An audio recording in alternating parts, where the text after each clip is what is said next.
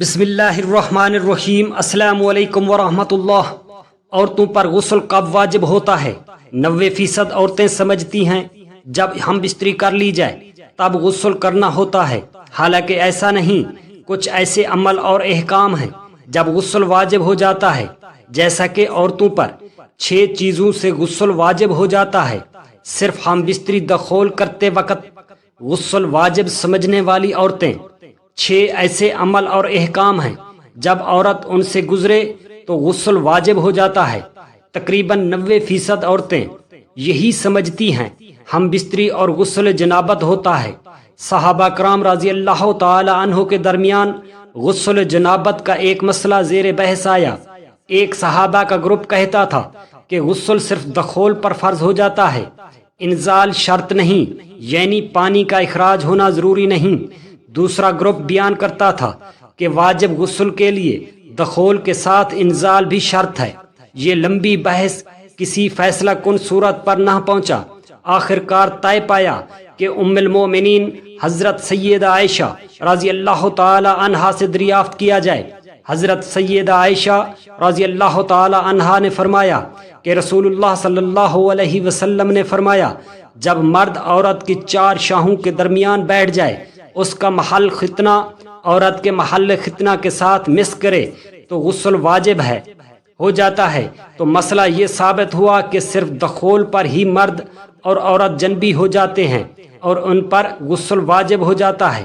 انزال یعنی منی کا نکلنا شرط نہیں۔ جنابت کے احکام واجب غسل کی حالت کو حالت جنابت کہتے ہیں۔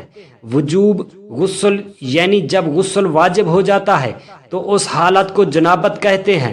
جنابت کا لفظ جنب سے نکلا ہے۔ جنب پہلو کو کہتے ہیں۔ مندرجہ ذیل 4 حالتوں میں مسلمان مرد اور عورتوں پر غسل کرنا فرض ہو جاتا ہے۔ نمبر 1، جوش کے ساتھ منی خارج ہونے کے بعد۔ اسلام میں احتلام بھی داخل ہے، یعنی یا کوئی ایسا خواب ہے جس نے حالت جنابت نے خود کو پایا ہو، یا ویسے انزال کی صورت میں غسل ضرور کرنا چاہیے۔ نمبر 2، صحبت کے بعد یعنی ہم بستری کے بعد غسل ضرور کرنا چاہیے۔ نمبر 3، حیض کے بعد۔ نمبر 4، نفاس کے بعد یعنی بچے کی پیدائش کے بعد۔ اس میں یاد رکھیں کہ بہت سے لوگ پوچھتے ہیں کہ اگر خواتین انٹرنل چیک اپ کرواتی ہیں تو کیا اس سے غسل ضرور کرنا چاہیے؟ تو جان لیں اس سے کوئی غسل واجب نہیں ہوتا جب تک ان 4 چیزوں میں سے کوئی چیز وجود میں نہ ہو جو پیچھے بیان کر چکے ہیں۔ وہی 4 عمل صرف منی خارج ہونے سے بات نہیں بلکہ جوش کے ساتھ منی خارج ہونے کے بعد غسل واجب ہو جاتا ہے۔ رسول اللہ صلی اللہ علیہ وسلم نے فرمایا، جب تم عورت کی 4 شاہوں کے درمیان بیٹھ کر صحبت کرو تو تم پر غسل واجب ہو گیا، اگرچہ منی نہ نکلے۔ آپ نے غور کیا ہوگا کہ طہارت کے مسائل بہت تفصیل کے ساتھ بہت سے موضوعات ایسے ہیں کہ جو انسان کی ظاہری زندگی نہیں بلکہ اس کی نجی اور ذاتی زندگی سے متعلق بھی ہیں، لیکن اس طرح پبلکلی ان کو یہ پڑھانا سکھانا یہ بھی ایک ضرورت ہے، کیونکہ آپ صلی اللہ علیہ وسلم نے فرمایا تھا، انصار کی خواتین کی تعریف کی کہ انصار کی خواتین کتنی اچھی ہیں جنہیں حیا دین کا علم حاصل کرنے سے نہیں روکتا۔ تو سوال یہ پیدا ہوتا ہے کہ آخر اتنی تفصیلات کیوں اور بعض لوگ اس کو ناپسندیدہ قرار دیتے ہیں؟ تو ایسا کرنا کم عقلی کی علامت ہے۔ ہم دیکھتے ہیں انسان اگر اللہ رب العالمین کے بتائے ہوئے طریقے کے مطابق زندگی بسر کرتا ہے تو اس میں خیر ہی خیر ہے، اور وہ خیر صرف اس کی اپنی ذات تک نہیں رہتی، بعض اوقات دوسروں کی بھلائی کا ذریعہ بھی بن جاتی ہے۔ عورت کو بھی احتلام ہوتا ہے۔ ام المومنین حضرت سلمہ رضی اللہ تعالی عنہا روایت کرتی ہیں کہ حضرت ام سلیم رضی اللہ تعالی عنہا نے رسول اللہ صلی اللہ علیہ وسلم سے کہا، اے اللہ کے رسول صلی اللہ علیہ وسلم، یقیناً اللہ حق ہے، حق سے نہیں شرماتا، یعنی حق بات اور ایک اہم بات کو واضح کرنا ضروری ہوتا ہے، اور اس معاملے میں شرم سے کام نہیں لینا چاہیے۔ کہیں ایسا نہ ہو کہ انسان انجانے میں غلط کام کرتا رہے۔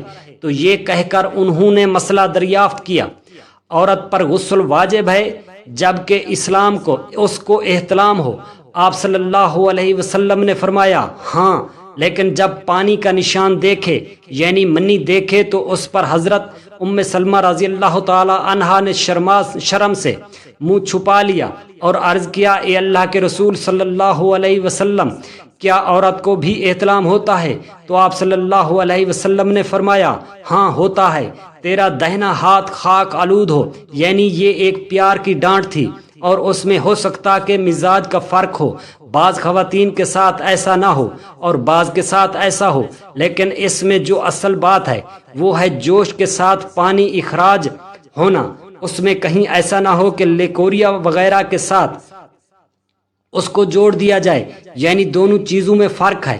اور احتلام سوتے وقت ہوتا ہے، اور اگر سو کر اٹھنے پر انسان اپنے کپڑوں پر زیادہ ڈسچارج دیکھے، خواب دیکھا مگر اس کو خواب یاد نہیں، لیکن ڈسچارج کا پانی یعنی کہ منی خارج ہو گئی، تو اس پر غسل کرنا ضروری ہے۔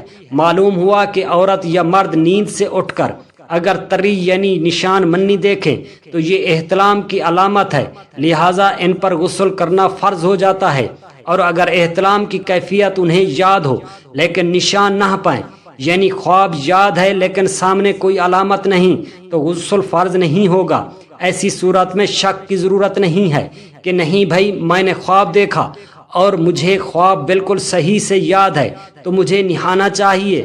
نہیں، محض خواب پر نہیں نہایا جائے گا جب تک کہ کوئی گیلی چیز یعنی منی کوئی ایسی چیز سامنے دیکھی نہ جائے۔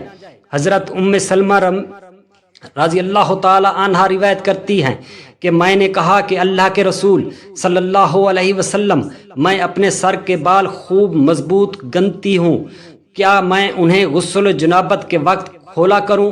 آپ صلی اللہ علیہ وسلم نے فرمایا ان کا کھولنا ضروری نہیں، تیرے لیے یہی کافی ہے کہ 3 دفعہ پانی اپنے سر پر ڈالے، پھر اپنے سارے بدن پر پانی بہائے، بس تو پاک ہو جائے گی۔ یعنی بالوں کی جڑیں بھیگنا ضروری نہیں، جسم کا بھیگنا ضروری ہے، سارے بال کھولنا ضروری نہیں ہے۔ جنبی کے بالوں کا مسئلہ، حضرت عائشہ رضی اللہ تعالی عنہا کو خبر ملی کہ حضرت عبداللہ بن عمر عورتوں کو غسل جنابت کے لیے بال کھولنے کا حکم دیتے ہیں۔ حضرت عائشہ رضی اللہ تعالی عنہا فرمانے لگیں، ابن عمر پر تعجب ہے، انہوں نے عورتوں کو تکلیف میں ڈال دیا، وہ انہیں سر منڈوانے کا حکم کیوں نہیں دے دیتے؟ یہ حضرت عائشہ رضی اللہ تعالی عنہا کی ڈانٹ تھی۔ پھر فرمانے لگی، میں اور رسول صلی اللہ علیہ وسلم ایک ہی برتن میں غسل جنابت کیا کرتے تھے، اور میں اپنے بال کھولے بغیر سر پر 3 دفعہ سے زیادہ پانی نہیں ڈالتی تھی۔